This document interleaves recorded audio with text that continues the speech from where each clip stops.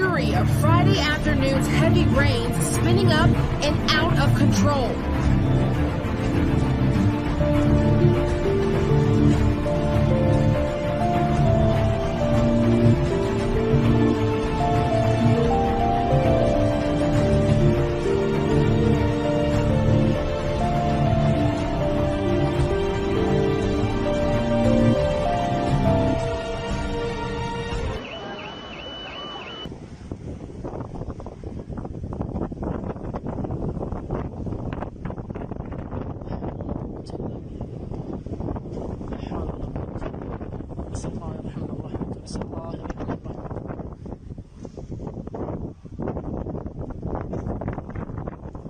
اليوم نزل علينا والسيول، يا رب لك الحمد والشكر.